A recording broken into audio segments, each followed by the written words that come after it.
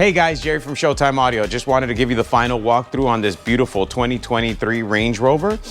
So we did a dual system actually in this one. It's got the new Escort 360 red line for the radar detection and a 4-head front, 4-head rear ALP system for the laser defense. So in the rear here, we have 2 RXs, one on either side, and 2 TXs. Because it's such a big vehicle, the client wanted better coverage. So in order to do that, we ended up going with 2 TXs. So now, in essence, this TX covers this side of the vehicle, this TX covers this side of the vehicle, and obviously they overlap in the center.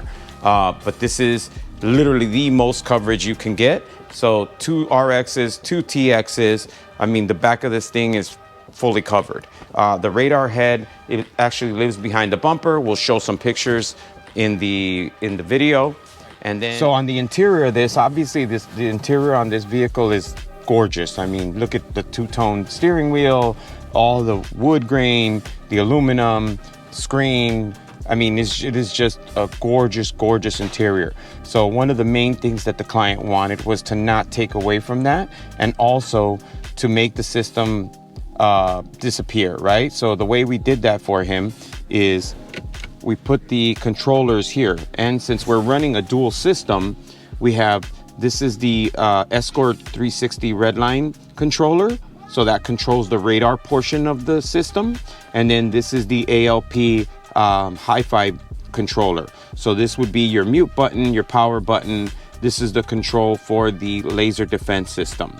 So obviously, if the client doesn't want to see it or just wants to hide it, he just hits the button and the unit closes. And then, I mean, you can't tell this system has radar laser defense.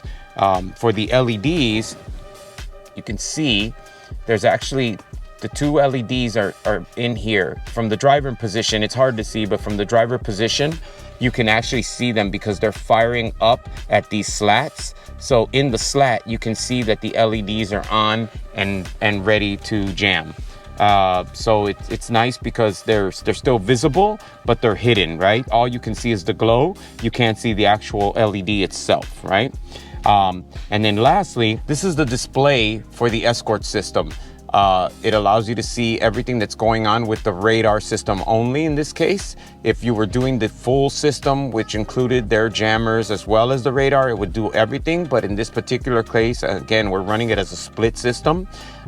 This one just handles the radar defense. The nice thing about it, having it here, is you still have all your arrows, so you'll know if the radar's in front of you, behind you, and then just gives you all the pertinent information about the unit. All right, and so on the front of the vehicle, the client also wanted the max amount of coverage. So same thing, we did 2 RX heads and 2 TX heads. So there's one there, and then the RX head and the RX head. Now, the difference is the RX head has a receiving section and a transmitting section. They call it an RX just simply because its mainly function is RX first. And then the TX is a transmitting head only. So the difference between the two is this unit has 1 RX diode, which is a receiving diode, which basically grabs the laser when it's being shot.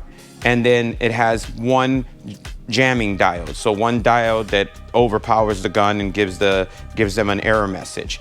Where the difference is the TX have 3 jamming diodes. So there's 3 per head. So, and the nice thing about this is that it shoots in a multiple pattern. So it's covering a much bigger area, both width-wise and height-wise, than an RX can. So you just have way more jamming power. And with this particular client, because we have 2 of them, we have 6 heads firing, 6 LEDs, not 6 heads, but 6 LEDs firing, protecting the front of the vehicle against any attack, especially something as the Dragon Eye gun, which is a big one that a lot of people are worried about defending. In order to jam a Dragon Eye gun, you need minimum of 2 RXs and 1 TX. In this vehicle, we have 2 RXs and 2 TXs. So we just have the most coverage possible. All right, so one of the things that we do to ensure that the laser heads are straight is that created this jig, right? And so the jig has this slight notch to account for the bubble in the sensor. But what that does is it allows us put it right against the sensors, right? And this ensures that the sensors are perfectly straight with each other. And then we also use a digital level to make sure that we're perfectly level with the road, right? So this way you're getting the best amount of coverage. The reason you want them straight this way and not skewed to the left or skewed to the right is because you're changing the coverage angle, right? So if you think about it, if it's perfectly straight, then the coverage angle is directly in front. But if you're slightly turned, now your coverage angle is kind of slightly to the left and slightly to the right, or they're bowed in, and now your coverage is more towards the center. So in order to get the best coverage so that you have, basically think of it as one giant circle here and another giant circle here, and you want the circles to overlap in the center, because this way you're basically covering the entire front end of the vehicle. If they're pitched out, then that circle is now further towards the corner. And yes, you're getting technically better coverage on the sides, but now you're opening up a gap in the center. So if they shoot for center mass and they happen to be either below or above the circle, you're gonna get a punch through and they're gonna get a reading. So by having it perfectly straight, you're getting the best possible coverage. And then also, you don't want them pitched up or down, because the same applies. If it's pitched up, then your circle moves up. If it's pitched down, then your circle moves down. We get a lot of clients that come in with radar laser and we see them and they're not done ideally, right? So one of the things that a lot of installers like to do, and we can see why, because aesthetically it looks better, but functionally it's hurting the performance of the radar laser system, right? So what a lot of guys will do is, you see how all the front ends of cars have this curve, right? So the inclination would be to make the sensor follow the curve, right? So that it blends in and it kind of disappears. But as you can see, this sensor is slightly pitched out. And the reason for that is to make sure that they're perfectly straight, because we want the sensor straight even though the body curves to the back, right? So just to give you an example, this is a blank, right, that we have just for mock-up and stuff. So in a typical install, they'd be mounted like that, right? So they look nice because they kind of blend in better and they're following the body line of the car. But if you see, this is pitched outward, right?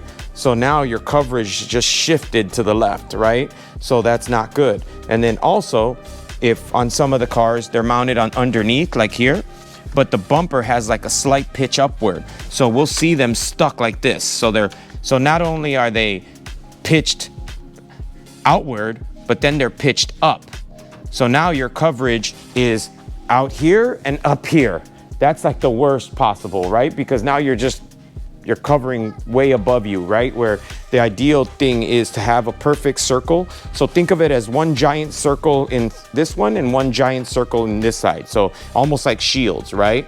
And you want them perfectly flat so they're covering as much of the width and the height of the vehicle as possible.